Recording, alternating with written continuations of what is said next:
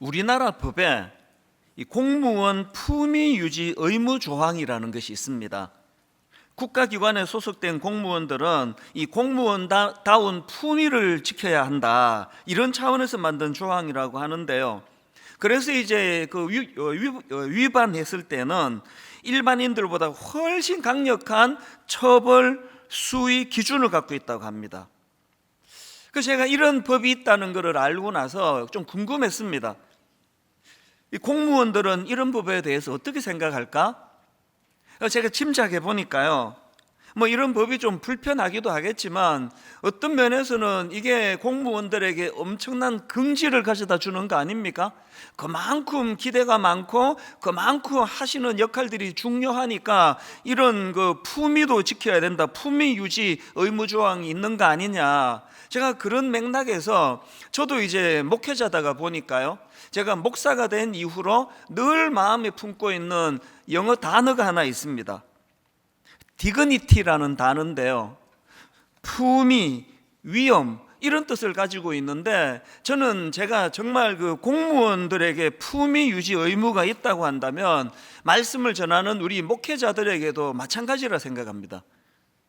그래서 저는 고린도전서 14장 40절 모든 것을 품위 있게 하고 질서 있게 하라, 세 번역으로 보니까 모든 일을 적절하게 하고 질서 있게 해야 합니다. 과유불급이라고 모든 일에 대하여 절제하고 이 정도면 됐다. 이런 일들이 가능하기 위해서는, 이런 욕심을 내려놓기 위해서는 제가 하나님의 종으로서 이 존재로서의 품위가 있어야 되기 때문 아닐까.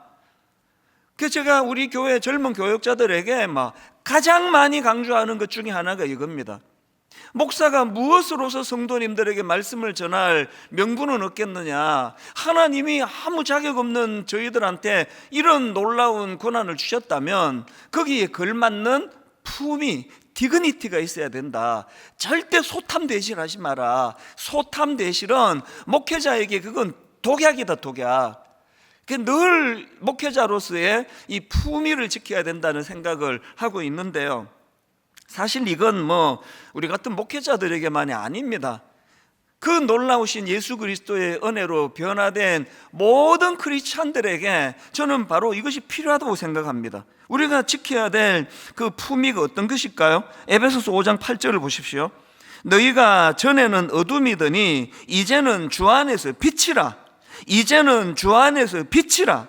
빛의 자녀들처럼 행하라.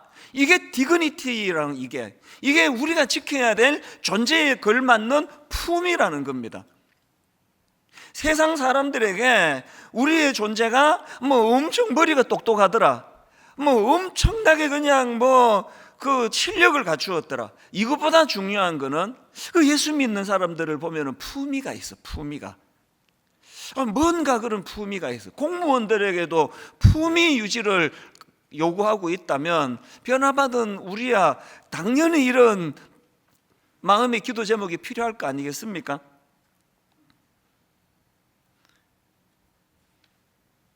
제가 오늘 이런 말씀을 가지고 이제 오늘 본문을 한 번 더 살펴봐야 되겠다, 그렇게 제가 생각한 이유가 있습니다. 그 광인의 모습을 보면서 이 귀신들이 노리는 게 이런 거구나. 5장 5절에 보면은 귀신 들린 광인을 지금 이렇게 묘사합니다. 밤낮 무덤 사이에서나 산에서나 늘 소리 지르며 돌로 자기의 몸을 해치고 있었더라. 결국 귀신이 노리는 거는 인간으로서의 존엄성, 이것도 그 디그니티거든요. 인간으로서의 존엄성을 빼앗아 버리는 거예요. 제가 나이 들면서 마음에 두려움이 하나 있습니다. 제 마음의 두려움이 뭐냐, 이게 나이 들어가면서 혹시 추해질까 봐 전 두려워요. 육신이야 어떡합니까? 나이가 들어갈수록 피부도 옛날 같지가 않고 머리도 그냥 희고 까맣고 막 뒤섞여 있고 옛날 같이 그런 아름다움을 유지할 수가 없다 하더라도, 이건 어떻게 할 수 없더라도 내 영혼은 나이가 들어갈수록 정말 아름다웠으면 좋겠다. 우리 교회의 이 어르신들을 뵈면서 정말 존경하는 분이 많으시거든요. 참 향기가 나는 어른들이 있어요. 저는 정말 제가 하나님 앞에서 추해지지 않게 해달라고 기도를 간절히 하는 기도 중에 하나입니다. 사실 여러분, 저는 진심으로 저의 세 자녀, 우리 아이들한테 추한 아버지가 되고 싶지 않습니다. 저는 진짜 우리 성도님들에게 추한 목사가 되고 싶지 않습니다. 우리 부교역자들이 저를 보면서 멀리서 볼 땐 몰랐는데 가까이서 보니까 이찬수 목사 진짜 추해. 정말 이런 평가를 저는 받고 싶지 않습니다. 그래서 하나님께 기도하는 겁니다. 아버지, 나이가 들수록 추해지는 것이 아니라 정말 품이 있는 목사가 되기를 원합니다. 그래서 제 마음에 이제 이 디그니티라는 단어를 가지고 정말 품이, 이것을 계속 묵상을 하거든요. 오늘 본문을 저는 이런 관점으로 다시 한 번 더 살펴보기를 원하는데요. 그래서 이제 오늘 본문 말씀을 중심으로 정말 세 가지 기도 제목이라 할 수 있습니다. 정말 우리가 회복하면 좋겠습니다. 그 세 가지를 좀 나누고 싶은데, 첫째가 계속 설명해 드리는 겁니다. 자기 자신에 대해서는 이 믿는 자로서의 품위 지키기. 이게 저와 여러분의 기도 제목이 되기를 바랍니다. 어느 누가 품위 있는 인생으로 사는 걸 싫어하겠습니까만, 중요한 거는 어떻게 해야 이것이 가능하냐는 겁니다. 그래서 제가 이런 질문을 가지고 본문을 묵상하다가 발견한 게 본문 8절 말씀입니다. 마가복음 5장 8절입니다. 이는 예수께서 이미 그에게 이르시기를 더러운 귀신아 그 사람에게서 나오라 하셨습니다. 이게 품위를 지키는 비결이에요. 더러운 귀신아 그 사람에게서 나오라. 이거 영향력의 문제 아닙니까? 더러운 귀신의 다스림 안에 있으면, 더러운 귀신의 영역 안에 있으면 추해질 수밖에 없는 겁니다. 여러분 잘 아시는 에베소서 2장 2절 3절 보십시오. 그때에 너희는 그 가운데 생하여 이 세상 풍조를 따르고 공중의 권세 잡은 자를 따랐으니 곧 지금 불순종의 아들들 가운데서 역사하는 영이라. 전에는 우리도 다 그 가운데서 우리 육체의 욕심을 따라 지내며 육체와 마음에 원하는 것을 하여 다른 이들과 같이 본질상 진노의 자녀였더니, 여러분 여기 나오는 진노의 자녀라는 이 표현이 뭘 강조하는 겁니까? 그 악한 영을 닮았다는 거 아닙니까? 아주 못된 짓을 하는 그런 아들을 보면서 그 아버지를 빗대갖고 말하잖아요. 지혜비 닮았겠지 뭐. 여기 나오는 진노의 자식이라는 이 표현 속에는요, 그 악한 영을 닮은 거. 그래서 그 앞에 보면은 우리 육체의 욕심을 따라 지내며 육체와 마음에 원하는 것을 하여, 이 전부가 다 지난주 말씀드렸지 않습니까? 애들이 방 안 치우고 지저분하게 놓는다고 귀신 오는 거 아닙니다. 그런데 귀신의 영향이 나타나는 게 아니고, 귀신들이 너무 기뻐하고 좋아하고 즐거워하는 그런 악하고 음란한 영역에 빠져 있으면은 본질상 진노의 자녀였던 우리, 그 악한 영을 닮을 수밖에 없었던 것은 본질상 그 진노의 악한 영들이 기뻐하는 육체의 욕심을 따라 지내고 육체와 마음에 원하는 것을 하고, 목회자로서 제가 디그니티를 지키기 원합니다 할 때 어떤 경우라도 하나님, 제가 목사다운 이런 태도를 가지기 원합니다. 끊임없는 탐욕과 끊임없는 마음의 어떤 분노로 가지고 살아가면은 그 악한 영을 닮은 목사가 될 수밖에 없는 거거든요. 그렇기 때문에 바로 그 다음 나오는 4절 5절을 보십시오. 긍휼이 풍성하신 하나님이 우리를 사랑하신 그 큰 사랑을 인하여 허물로 죽은 우리를, 그 다음 보세요, 그리스도와 함께 살리셨고. 이 흐름이 느껴지십니까? 살려주시는데 왜 여기 이런 표현을 왜 씁니까? 그리스도와 함께 살리셨다는 거. 이제 내 영역은, 내 통치권은 그리스도 안에 있다는 걸 강조하는 거 아니겠습니까? 이제 여러분, 우리는 그 귀신 들린 광인처럼 악한 영의 영향력 아래 있지 않습니다. 다스림의 문제예요. 영향력의 문제입니다. 믿는 자로서 품위를 지키기 위해서는 내 삶을 지배하는 영향력, 그래서 지금 끊임없이 사단이 우리를 공격할 때 싸워야 돼요. 나는 더 이상 너희들의 악한 귀신들의 영향력 아래 있지 않다. 악한 사단은 떠나갈지어다. 이게 품위를 지키는 겁니다. 여러분, 예수 믿고 난 이후에 단 한 번도 품위를 놓친 적이 없는 사도 바울을 한번 보십시오. 에베소 4장 1절. 그러므로 주 안에서 갇힌 내가 너희를 권하노니, 지금 사도 바울은요, 몸은 갇힌 신분이에요. 범죄자들이 가 있는 그곳에 있습니다. 그러나 여전히 품위를 가지고 지도를 하고 있잖아요. 내가 너희를 권하노니. 그런데요, 이런 품위가, 권위가 어디에서 나오느냐? 주 안에서 갇혔대요. 이 표현은요, 주님을 위하여 갇혔다는 뜻으로 설명이 되기도 하고, 감옥에서도 주님의 영향력 아래 있다는 겁니다. 다윗도 마찬가지 아닙니까? 사무엘상 17장 45절.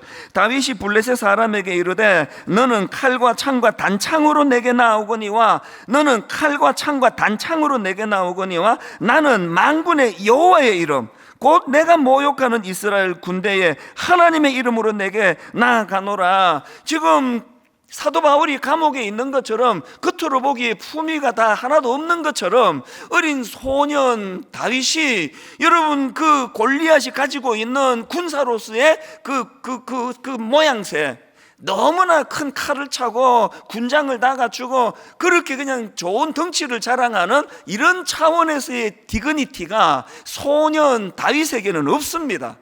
그러나 그 어린 소년 다윗이 가지고 있는 디그니티가 뭡니까?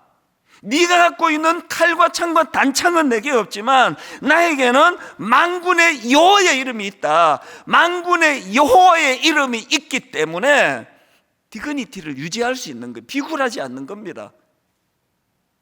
베드로도 마찬가지 아닙니까? 사도행전 3장 6절. 베드로가 이르되 은과 금은 내게 없거니와, 지금 뭐가 없고 뭐가 있는지를 보십시오. 내게 있는 이것을 너에게 주노니 나사렛 예수 그리스도의 이름으로 일어나 걸으라. 그 사람이 원하는 은과 금은, 금을 갖추고서 누릴 수 있는 디그니티가, 품위가 베드로 사도에게는 없습니다. 그러나 그가 가지고 있는 건 예수 그리스도의 이름, 이것이 디그니티를 만든다는 겁니다. 그래서 제가 목사로서 또 두려운 게 하나 더 있는데요, 제가 헛멋에 빠질까 봐 두렵습니다. 헛멋. 골리앗처럼 막 그냥 외관을 잘 갖춘 거, 막 은과 금으로 치장은 어떤 모습, 대형교회가 됐다고 해가지고 그들먹거리면서 어디 한번 가는데 막 그냥 까만 양복 입힌 부교육자 한 3명 4명 그냥 거느리고 다니고 막 엄청난 걸 과시하고, 이게 다 헛멋 아닙니까? 헛멋. 여러분, 자기 자녀들에게 부모가 헛멋으로서 디그니티를 만들 수 없습니다. 모양새는 사도 바울처럼 감옥에 있는 것처럼 초라한데, 모양새로는 그 엄청난 골리앗 앞에 그냥 돌멩이 몇 개 들고 나가는 참 디그니티, 권위가 하나도 없어 보이고 품이라고는 없어 보이는 그런 상태지만, 그러나 그에게는 여호와 하나님의 이름, 만군의 여호와의 이름이 있었기 때문에 그것이 어린 다윗을 품이 있는 용사로 만들어 주었던 것처럼, 여러분, 헛멋에 빠지지 마시기를 바랍니다. 우리가 두려워해야 되는 건 헛멋에 빠지는 겁니다. 그런가 하면은 두 번째로 우리가 회복해야 될 게 하나 더 있는데요, 자기 자신에 대해서는 품위를 지키는 게 첫 번째라면, 두 번째 타인에 대해서는 예수님의 한 사람 철학을 장착하자는 겁니다. 제가 본문을 묵상하다가 주목하게 된 포인트가 이겁니다. 5장 1절. 예수께서 바다 건너편 거라사인의 지방에 이르러, 지금 오늘 본문이 5장 1절부터 20절까지 유지가 되거든요.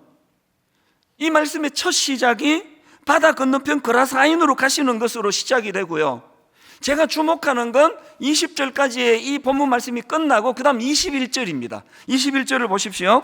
예수께서 배를 타시고 다시 맞은편으로 건너가시니 큰 무리가 그에게 그에게로 모이거늘 이에 바닷가에 계시더니, 지금 여러분 이 말씀의 시작이 예수님이 바다 건너편으로 가시는 것으로 시작해서 그 말씀이 끝나자마자 도로 배를 타고 가신다는, 건너편으로.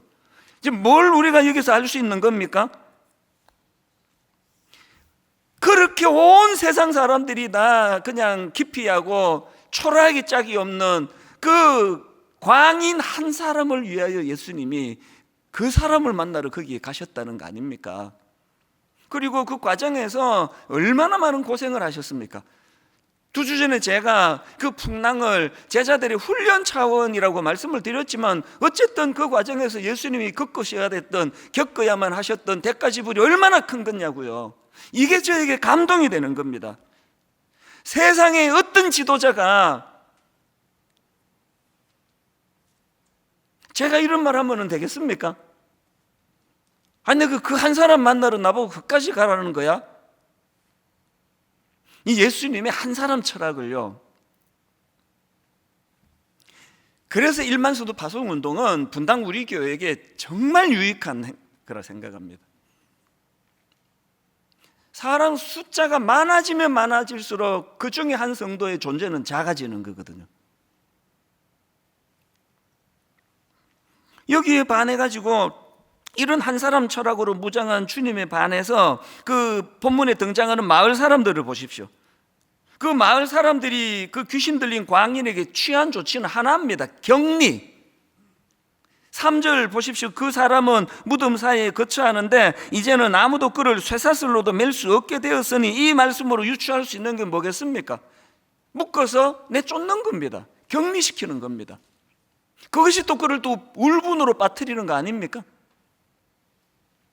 그런가 하면은 이 마을 사람들의 모습에서 한 가지 더 발견하는데요. 이 마을 사람들의 모습에서 뭘 발견하느냐? 그들은요, 주님이 가졌던 이 한 사람의 소중함보다는 돼지가 가져다 주는 유익인 재물이 더 소중했던 사람입니다. 자, 본문 11절부터 한번 보십시오. 마침 거기 돼지의 큰 떼가 산 곁에서 먹고 있는지라 이에 간구하여 이르되 우리를 돼지에게로 보내어 들어가게 하소서 하니, 허락하신대, 주님이 하셨습니다. 허락하신대 더러운 귀신들이 나와서 돼지에게로 들어가매 거의 2,000마리가 되는 떼가 바다를 향하여 비탈로 내리다라 바다에서 몰사하거늘, 이 결과를 그 마을 사람들이 전해 듣습니다. 16절, 이에 귀신 들렸던 자가 당한 것과 돼지의 일을 본 자들이 그들에게 알림해 그들이 예수께 그 지방에서 떠나가시기를 간구하더라. 지금 고침받은 그 한 사람의 영혼이 소중했다면, 그리고 그 일을 행하신 예수 그리스도의 귀함을 그들이 깨달았다면, 가시려는 주님도 붙잡고 못 가게 말려야 되는 거 아닙니까? 온통 그 마을 사람들의 관심은 고침받은 한 사람의 소중함보다 돼지를 잃게 되었다는 거. 오래전의 일인데요, 어느 교회에서 이제 그 장애인 학교를 세우려고 하니까 그 인근에 막 격렬한 반대 운동이 벌어지는 겁니다. 상상을 초월하는 반대 운동이 일어났습니다. 왜 그렇게 반대했을까요? 대놓고 이야기하더래요. 이유는 딱 하나입니다. 장애인들 들락거리면 집값 떨어진다고. 한 영혼에 대한 소중함보다는 그저 뭐 집값 떨어질까봐, 이거 한 사람 고침 받는데 돼지 그만큼 희생이 돼야 되느냐고 하는, 이게 세상의 가치관 아닙니까? 여러분, 그래갖고 집값 떨어졌습니까? 그거 막 어마어마하게 지금 그 비싼 동네거든요. 우리는 어떻습니까? 이 중에 솔직히 저와 여러분이 예수 믿고 우린 그 문제 해결이 됐다, 우리 집값 떨어져도 괜찮다, 이럴 분 계십니까? 저는 그게 해결이 됐습니까? 사실 제가요, 1만 성도 파송 운동을 지금 내년 이맘때 제가 좀 걱정이 돼요. 지금은 이 약속을, 하나님께 드린 약속을 지켜야 된다는 게 너무 강렬해서 지금 희로애락의 감정이 아직은 별로 없는데요, 이제 한 15,000명 쑥 떠나고 여기 한 4분의 1이 남게 됐을 때 제 감정이 어떨까가 전 굉장히 좀 걱정이 돼요. 왜냐하니까요, 우리가 그동안 6번의 분리개척을 하지 않았습니까? 한 번도 슬프지 않은 적이 없었거든요. 심지어는 그날이 너무 선명히 기억이 나요. 토요일 날 오후에 이제 설교 준비하는데 그 어떤 우리 교회 신실한 그 순장님 부부를 기억을 합니다. 부부가 저한테 오셔가지고 목사님 이번에 그 분립교회로 따라가기로 했습니다 그러는데요, 그게 얼마나 저를 슬프게 했는지 그날 가시고 오후 내내 설교 준비를 못했습니다. 너무 마음이 힘들더라고요.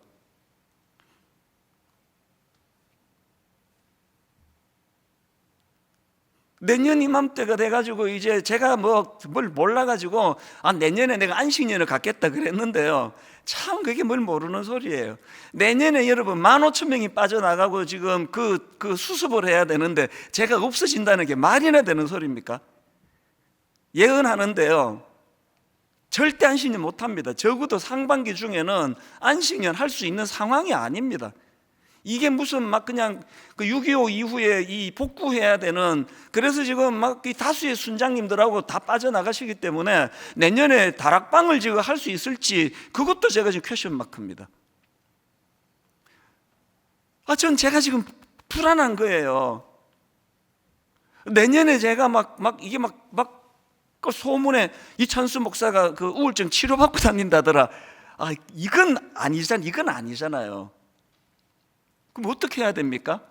그 마을 사람이나 저나 죄성을 가진 본능은 한 영혼의 귀함보다는 여전히 내가 잘 되는 거, 내 교회가 잘 되는 거. 그래서 돼지떼가 희생된 그걸 보고 예수님 좀 가주세요, 이게 인간의 죄성이라고 한다면 저와 여러분이 어떻게 해야 될까요? 싸워야죠. 내 안의 죄성과 피 흘리기까지 싸워야죠. 그래서 여러분 1만 성도 파송 운동은요, 이찬수 목사에게 주신 너무나 고귀한 훈련 도구고 선물인 줄 저는 믿습니다. 방치하시면 안 됩니다. 사실 지난 주일 저녁에 제가 설교 다 마치고 오후에 집에 가서 마음이 좀 힘들었습니다. 그래서 이게 나한테 트라우마가 있는 거구나. 그 지난주에 제가 설교하면서 그 귀신 들린 사람의 특징이 울분과 분노라 그러면서 저를 무슨 좌파니 우파니 이념에 찌든 사람으로 몰고 가는 사람들에 대하여 내가 분노하지 않으려고 얼마나 내가 싸우고 있다, 이 설교를 했지 않습니까? 그리고는 저녁에부터 마음이 힘든 거예요. 막 분노가 일어나고 이런 건 아닌데 막 가슴이 두근두근 거리면서 그 십수년 동안의 일들이 막 떠오르면서 좀 힘든 시간을 보냈습니다. 그래서 제가 이게 트라우마가 있구나 나한테. 왜 트라우마가 생겼는지 이유를 하나 알아요. 코로나19 터지기 바로 전인데 제가 어느 교회에, 서울에 있는 어느 교회에 부흥회를 인도했습니다. 3일간 부흥회를 인도하는데요, 첫날 저녁에 성령의 강한 역사가 일어났습니다. 그래서 막 굉장히 많은 성도들 막 보조의자를 다 깔고 막 엄청나게 은혜가 됐는데요, 저는 가능하다면 수도권 서울 같은 데는 제가 부흥회 기간이라도 저녁 집회를 마치자마자 바로 집으로 와가지고 이제 새벽기도 마치자마자 바로 집으로 와가지고 이제 교회 일을 보고 출근했다가 저녁에 다시 이제 그 교회로 가거든요. 그래서 담임 목사님하고 이제 대화를 나눌 시간이 없었는데 저녁에 갔더니 목사님이 덕담을 나누시더라고요. 목사님 어제 우리 성도들 은혜 막 되게 많이 받았습니다, 이제 그렇게 이야기를 하시면서 지나가는 말로 한마디를 하시더라고요. 그 목사님 교회에 연세가 좀 드신 권사님이 계시는데 안 왔다는 거예요. 그러면서 하는 말이 나는 좌파 목사 설교 안 듣는다, 그렇고 안 왔다는 거예요. 내가 또 참 의의가 없는 이런 일이 또 있나? 그렇게 그냥 가볍게 넘어갔는데요, 둘째 날 저녁에 진짜 은혜가 부어졌어요. 막 어마어마한 은혜가 터지고 저도 막 너무 은혜를 받고 그렇게 하고 차를 몰고 집으로 가는데 억장이 무너지는 겁니다. 우리 주님이 그 권사님도 초청했을 텐데, 우리 주님이 그 한 분의 권사님에게도 은혜가 필요한 걸 아실 텐데, 근데 이 부흥회가 다 끝나고 지금 코로나 전이니까 꽤 시간이 지났음에도 불구하고 누군지도 모르는 그 권사님을 생각하면 마음이 자꾸 쓰린 거예요. 그리고 분당 우리 교회 성도님들 중에 한참 그렇게 가짜뉴스로 휘몰아칠 때 교회를 떠난 성도들이 많진 않지만 몇 가정이 있었습니다. 대부분이 다 연세 드신 가정이에요.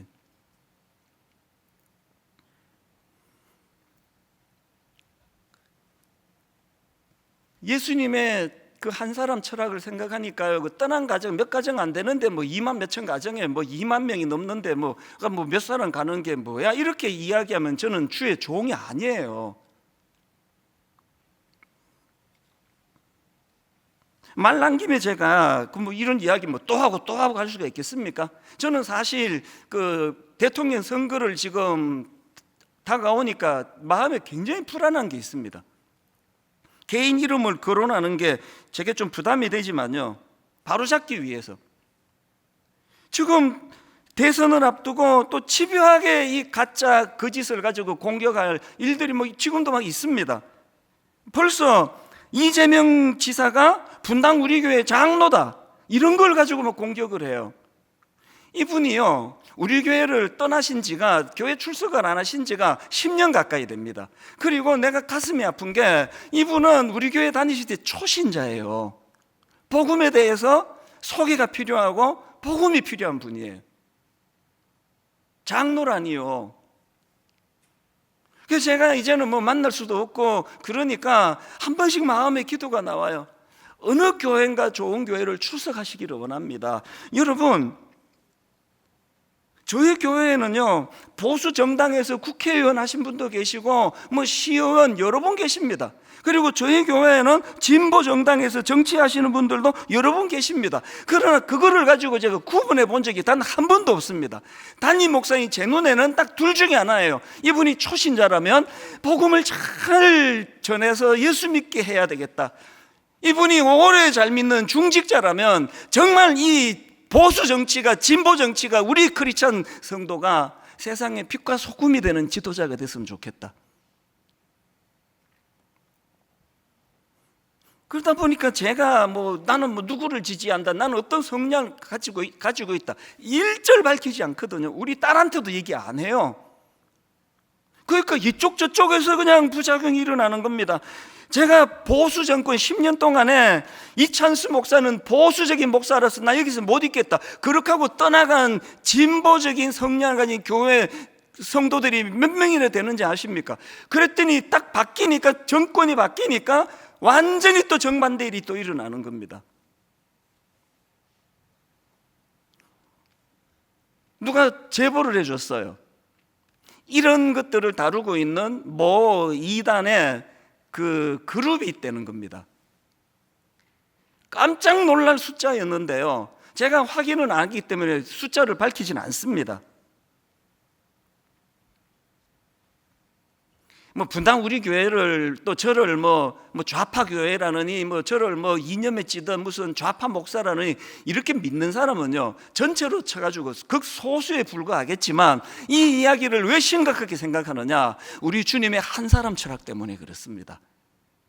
교회 숫자가 많은 거지, 주님이 소중히 여기시는 한 영혼 한 영혼은, 그 모든 한 영혼이, 여러분 주님이 그 귀신 들린 한 영혼을 건져주시려고 그 엄청난 대가를 지불하시는 분이라고 한다면, 지금 여러분 제가 이거를 공식적으로 거론하기로 마음먹은 것은요, 이건 지금 분당 우리 교회만의 문제가 아닙니다. 너무나 많은 교회들이 지금 이런 이념의 문제로 몸살을 앓고 있는 겁니다. 여러분 그러시면 안 됩니다. 그래서 저희 교회 다락방의 철칙이요, 절대로 구역 모임에서 정치 얘기하지 말라는 거예요. 그거 할 때 많으니까 교회에서는 주님이 주인공이 되시고 사람을 구분하고 가리지 아니하고 구원해 주시는 한 사람 철학을 가지신 주님을 자랑하는 게 교회이기 때문에 꺼내지 말라는 겁니다. 뭘 두려워해야 됩니까? 오늘 우리 젊은이들이 이런 교회 현실을 너무너무 힘들어 해가지고 지금 교회를 얼마나 떠나고 있다 그러잖아요. 그 책임을 우리 기성세대가 어떻게 지려고 그러십니까? 여러분 마태복음 18장 12절 13절, 너희 생각에는 어떠하냐? 만일 어떤 사람이 양 100마리가 있는데 그 중에 하나가 길을 잃었으면 그 99마리를 산에 두고 가서 길 잃은 양을 찾지 않겠느냐? 진실로 너희에게 이르노니 만일 찾으면 길을 잃지 아니한 99마리보다 이것을 더 기뻐하리라. 이게 우리 주님의 한 사람 철학인데, 어떻게 여러분 젊은이들이 지금 교회를 염증을 느끼고 떠나가고 있는데 말도 되지도 않는 교회 안에서 이런 문제로 싸우고 있는 거, 이건 방치할 수가 없습니다. 저와 모든 기성세대가 회개의 역사가 일어나기를 바랍니다. 교회는 영혼을 살리는 곳이에요. 여러분 생각에 잘못하고 있다는 분이 있으면 기도해 주시고 주님 이름으로 권면하면서 어떤 경우도 우리가 주님 안에서 하나가 될 수 있다는 거, 이것이 한 사람 철학을 살리는 것이고요. 마지막 세 번째로 우리가 회복해야 될 거 하나 더, 가정으로의 파송입니다. 이게 무슨 말씀이냐? 제가 같은 사건을 다루는 본문과 같은 내용을 다루는 누가복음을 보다가 보니까 마가복음에 없는 한 포인트를 제가 찾았습니다. 누가복음 8장 27절, 예수께서 육지에 내리심에 그 도시 사람으로서 귀신 들린 자 하나가 예수를 만나니 그 사람은 오래 옷을 입지 아니하며, 그 다음 보세요, 집에 거하지도 아니하고, 지금 그 고침받기 전의 상태를 이렇게 묘사했는데요, 고침받은 이후에 예수님의 명을 한번 보십시오. 오늘 본문 18절 한번 보십시오. 예수께서 배에 오르실 때에 귀신 들렸던 사람이 함께 있기를 간구하였으나 허락하지 아니하시고 그에게 이르시되 집으로 돌아가. 집에 거하지 아니하고 집으로 돌아가. 그리고 20절에도 보십시오. 그가 가서 예수께서 자기에게 어떻게 큰일 행하셨는지를 데가볼리에 뭐 했습니까? 전파하니 모든 사람이 놀랍게 여기더라. 여기서 여러분 두 가지 굉장히 중요한 포인트를 우리가 찾아내야 되는데요. 첫 번째 포인트가 뭐냐? 고침 받았습니까? 은혜 받았습니까? 주님의 파송을 받아야 됩니다. 고침 받았습니까? 은혜 받았습니까? 그래서 내가 잘 먹고 잘 살았더라, 이거 복음 아닙니다. 은혜 받았습니까? 주님의 파송을 받아야 돼요. 마가복음 7장에 보면요, 예수님이 다시 이제 그 데가볼리 지역을 이제 그 방문하시는 내용이 나오는데요. 자, 마가복음 7장 31절 32절입니다. 예수께서 다시 두로 지방에서 나와 시돈을 지나고 데가볼리 지방을 통과하여 갈릴리 호수에 이르심에 사람들이 귀먹고 말 더듬는 자를 데리고 예수께 나와, 그 다음 보세요, 안수하여 주시기를 간구하거늘. 아니, 오늘 본문에서 주님 좀 떠나가 주세요라고 했던 그 사람들이 어떻게 태도가 이렇게 달라졌습니까? 어떻게 이렇게 태도가 달라졌다고요? 고침받은 그 광인이 20절에서 데가볼리에서 전파했다 그러잖아요. 다시 말씀드립니다. 은혜 받았습니까? 고침 받았습니까? 주님의 파송을 받아야 됩니다. 이게 첫 번째라면 두 번째 메시지가 뭘까요? 파송을 받아야 되는데 어디로 받습니까? 자기 동네예요. 자기 집입니다. 자, 19절 다시 보십시오. 그에게 이르시되 집으로 돌아가 주께서 내게 어떻게 큰 일을 행하사 너를 불쌍히 여기신 것을 내 가족에게 알리라. 오늘 저는요, 은혜 받은 여러분들을 선교사로 임명하고 파송하기를 원합니다. 오늘 저는 파송식을 거행하기를 원합니다. 직함이 가정 파송 선교사입니다. 오늘 아버지 은혜 받으셨습니까? 다른 데 들리지 마시고 가정으로 파송받아 가시기를 바랍니다. 지금 저녁에 우리가 이제 우리 가족 행복 밥상 캠페인, 이제 매주일 저녁마다 식구들이 함께 식사하는 이 캠페인을 왜 하기로 했느냐? 예수님 사역에 여러분 다 아시죠? 테이블 펠로우십이라고, 이 식탁 교제, 이게 얼마나 중요한지 아시죠? 가족을 식구라 그러잖아요. 식구가 뭡니까? 밥 같이 먹는 사람이 식구예요. 오늘 현대인들에게 사단이 가정을 흩트는 한 가지 전략이라 생각합니다. 밥 같이 먹는 거 흩트러 버렸어요. 되찾자는 겁니다. 매주일 저녁에 우리가 가족들과 함께, 그래서 앞으로요, 막 전문가들 초청해가지고 주일 저녁에 그 아이들이 부모에게 식사 대접하는 막 그런 잔치도 할 겁니다. 그리고 그 요리사를 초청해서 막 요리하는 것도 가르쳐 드릴 거고요. 각 가정에서 자녀들과 더불어 아름답게 식탁을 준비한 것들을 홈페이지에 막 영상으로 띄워 올릴 생각입니다. 그리고는 부모님이 선교사로 파송이 되셔서 밥 먹으면서 식사 후에 차 한잔하면서 자녀들에게 엄마에게 어떤 하나님의 은혜가 임했는지를 알려주는 겁니다. 아빠에게 임한 하나님의 은혜. 결론을 저는 이렇게 맺기 원합니다. 이 세 가지를 놓고 기도하십시오. 자기 자신에 대해서는 믿는 자로서의 품위를 지키기를 기도합니다. 타인에 대해서 둘째, 타인에 대해서는 예수님의 한 사람 철학으로 무장되기를 원합니다. 그런 헛소문 방치하시고 퍼뜨려 가시지 마십시오. 그것으로 그 초신자 한 영혼이 교회를 떠나게 되면 그 목의 연자맷돌을 어떻게 우리가 감당하시겠습니까? 세 번째가 고침받았으면 예수님의 파송을 받아야 하는데 가정선교사로 파송받으시기를 바랍니다. 그래서 제가 오늘 설교 제목을 예수님을 꽉 붙잡아야 할 이유, 이렇게 잡은 이유가 있습니다. 예수님을 꽉 붙잡아야 이 세 가지가 가능하기 때문입니다. 오늘 본문에 나오는 마을 사람들처럼 그들이 예수께 그 지방에서 떠나시기를 간구하더라 이러시면 안 됩니다. 제가 이 설교 제목을 놓고요, 예수님을 붙잡아야 할 이유, 여기 조금 더 점잖지 않습니까? 제가 설교 제목을요, 예수님을 꽉 붙잡아야 할 이유, 이렇게 잡았습니다.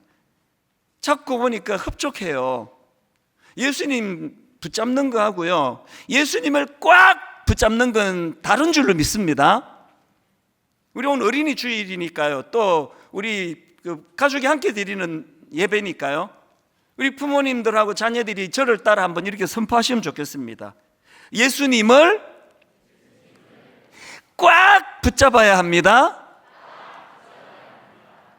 우리 주일학교에서 고맙게도 이번에 그 줌으로 수고를 많이 했는데요, 지금 가정에서 예배 드리시는 가정들 한번 화면으로 띄워 주실 수 있습니까?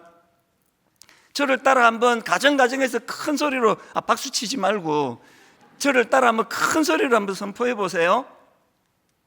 예수님을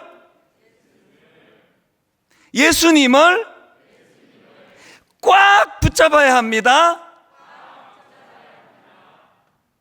그리고 화면에 있는 가정마다 함께 예배 드리는 저 모습이 너무 저 마음을 뜨겁게 만듭니다.